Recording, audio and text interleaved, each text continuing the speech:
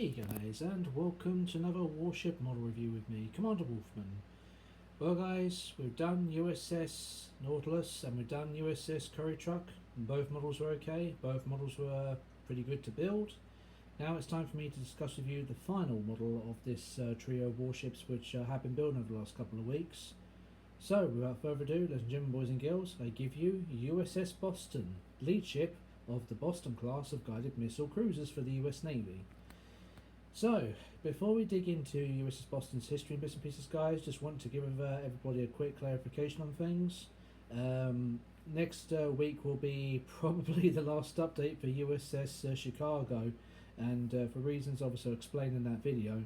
But once Chicago is done, we're going to give the guided missile fleet a small break, and I'll talk to you guys a bit more about it when I reveal the next warship model, which, in case anyone's wondering, begins with a D. And she was the first of her type. So if you're still trying to figure it out, well, you'll know sooner or later. Anyway, let's talk a bit about USS Boston ACG 01. So USS Boston actually was a Baltimore class heavy cruiser when she was first commissioned during World War II. Well, quite literally during World War II. You see, USS Boston was laid down in Helm Shipping Corporation. I do apologise, guys. But basically, yeah, she was laid down on the 30th of June 1941, and then she was launched on the 26th of August 1942. She was commissioned into the US Navy on the 30th of June 1943, and thus would her career begin. So I don't know too much about Boston's actual career as heavy cruiser configuration, but from what I've been able to find out about her, she obviously did did join the Pacific Fleet, arrived at Pearl Harbor on the 6th of December 1943, and she joined Task Force 58. And from the looks of things, she did a lot of stuff around the Marshall Islands and a bunch of other places. But obviously it didn't just end there. From what I found out, she was also helping with New Guinea. She was helping with attacks on truck. She was at the Battle of the Philippine Sea. She helped the Cleveland class light cruiser USS Houston out when she got in trouble with a torpedo attack. And then obviously Boston returned to invade Guam. Bunch of other things happened in between here and there. She ended up in Okinawa, Lutzow. Yeah, she pretty much went all over the place during World War II. Battle of Leyte Gulf. This was October 24th, 1943 or 44. No, wait, Leyte Gulf, 45. Sorry, guys. Got me words back to front there. And then basically that's where she carried on doing her business. And then between, she from the 22nd of January, she was basically bombarding the Japanese homeland. So basically she was making a bit of a pest for herself at the end of World War II. So Boston definitely went places, and this is obviously the short version of things. Obviously, guys, if any of you know about USS Boston and you know what she did during World War II, feel free to let me know in the comment box below, because it's nice to have a bit of extra information. But that's all I could find out for now. So, what happened to her after World War II? Well, first of all, let's discuss how the Baltimores actually looked in their original configuration, and then we'll go on from there. So, being a Baltimore class heavy cruiser, these things were not light in any way, shape or form. The displacement of them was originally 13,600 tons and fully loaded 17,273 tons. They had a full length of 664 feet, or 673 feet 5 inches, or 205.26 meters.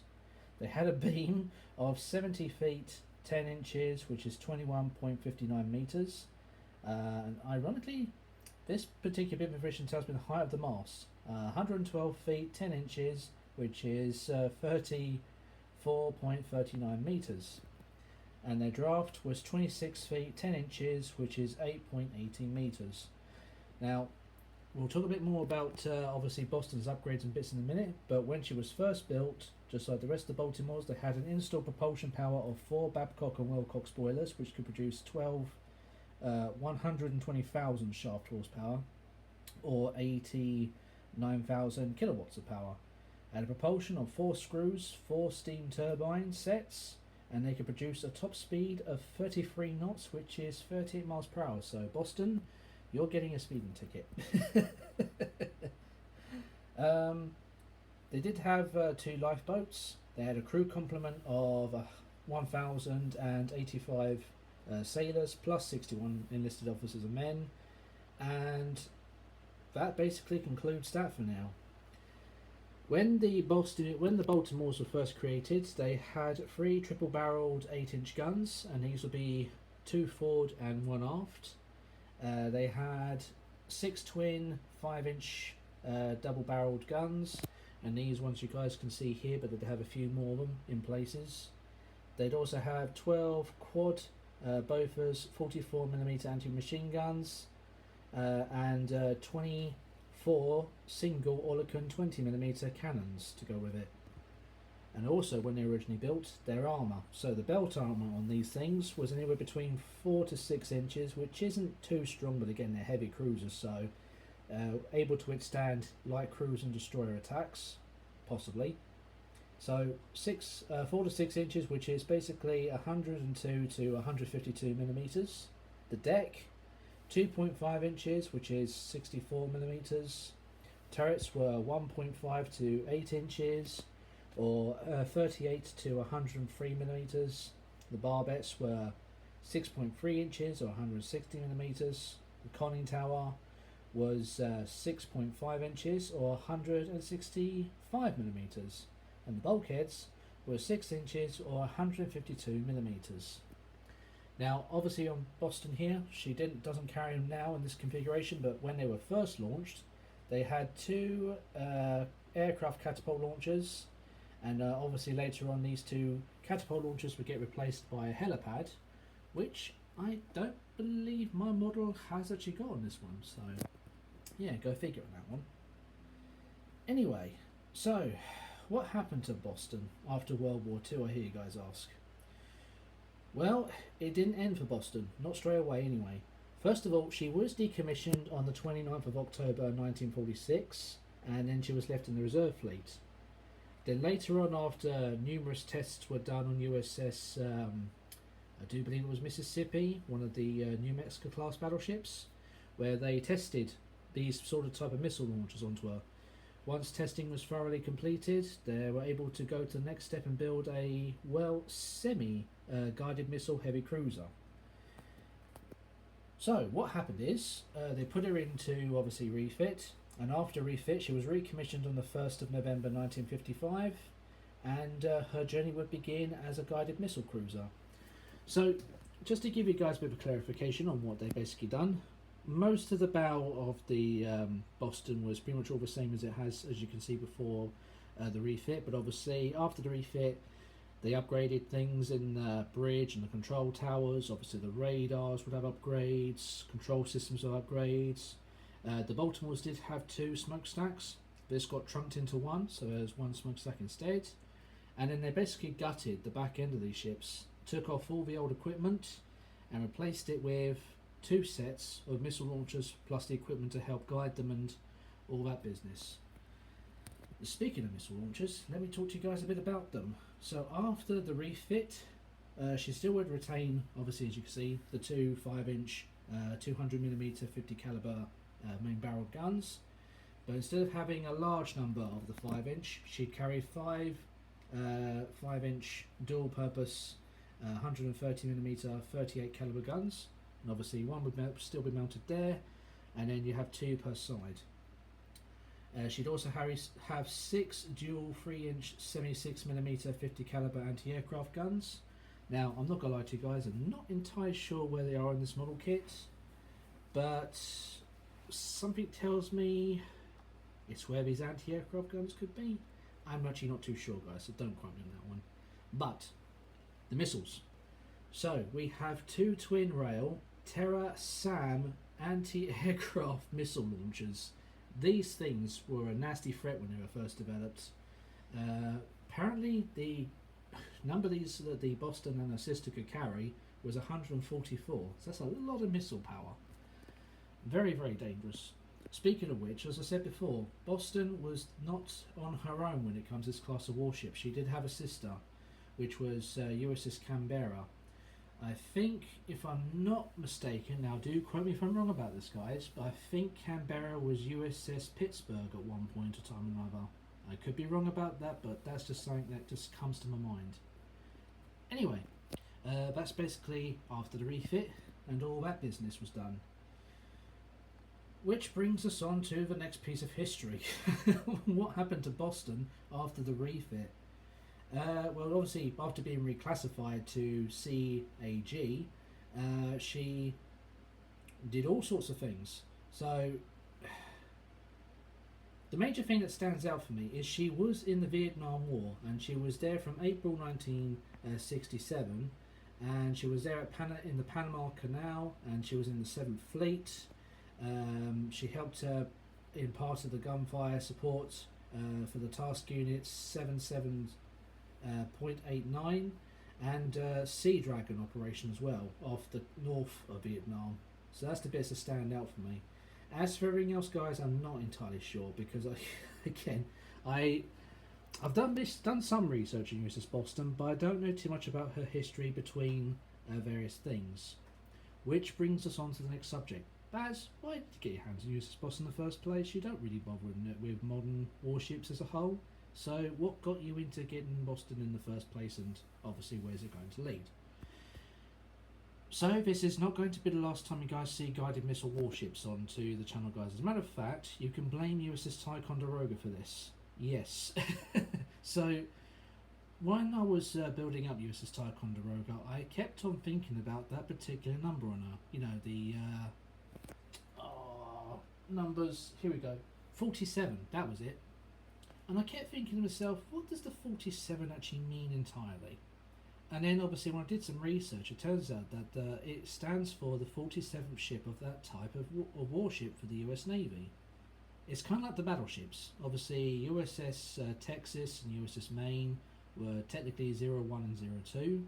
And obviously, go on and so forth and all that sort of stuff. And then you end up with the Iowas, BB-61, Missouri BB-62, New Jersey BB-63, and then obviously Wisconsin BB-64. And obviously it stopped there, as we all know. So, doing some research while I was working on USS Ticonderoga, I was thinking, well, what was the very first ship to be called a guided missile cruiser in the US Navy? So, initially I stuck in, you know, CG or CGN 01, and nothing really came up. Although I was intrigued about a few things that did pop up, like USS Long Beach and USS Virginia, and USS Albany, which obviously I don't have, but I do have her sister USS Chicago, which we'll be talking about later on. And I guess it's where it's already gone from there, guys. So I thought to myself, well, I guess I'll never get a chance to find a ship like USS Boston. I mean, I thought it was just as rare as anything else can be out there. And that's when the guided missile ship fleet fell into my lap, so to speak. I was on eBay a couple of weeks ago now, and that's when I saw Boston, Curry Truck and Nautilus as a complete package. And I was like, that's awesome. Obviously, as you guys know, I'm not really too fussed about USS Nautilus or Curry Truck. I mean, both ships weren't exactly guided missile warships at all. And when I talk about USS Curry Truck in particular, it was one of her sisters that helped do testing with guided missiles. So Curry Truck was not involved in that sort of thing at all. Anyway, the major thing was I got the very first guided missile cruiser for the US Navy. And I thought to myself, this is brilliant. Now I've got the very first of that type of warship. I'm very happy to have her in the fleet, so to speak, guys. Well, I say the fleet, the modern-ish fleet, as I like to call it. So eventually, along the way, there is going to be obviously a model of USS Chicago, which was a later guided missile cruiser developed by the US Navy. We'll talk a bit more about her later. But just want to give you guys a little bit of a spoiler warning. There will be a USS Long Beach and there will be a USS Virginia. Both of these ships though will be 1/700 scale, but when you see what comes in the package, I'm willing to make an exception for that. But we'll talk a bit more about those later. And obviously, speaking of which, guys, yes, we will be seeing battleships and other things coming up in the foreseeable future. We're not just focusing on modern warships. Once we're done with USS Chicago, we'll be moving on to some really cool ships which I know you guys are definitely going to like. Anyway, so that's basically my long-winded story on why I got myself USS Boston in the first place and why I'm happy to have her. Now, let's talk about the model itself. So just like USS Nautilus and USS Curry Truck, the model kit is not bad. It's a vintage kit, guys, so when I've done the research, it turns out that the very first guided missile fleet collection that came out from the US Navy was well back in 1956 or 57, somewhere about there. Yes, Revell was that old. And it turns out their 50th anniversary was back in 2006. So it's like, okay, so that's why it's the 50th anniversary and why things like that had come to pass like they did. So nice bit of research to find out there, which also indicates that this particular model kit, USS Curry Truck as well as Nautilus, are the oldest model kits I've got in my fleet at the moment. I don't have anything older, although I did have a few ships that were older than these, but sadly they're long gone.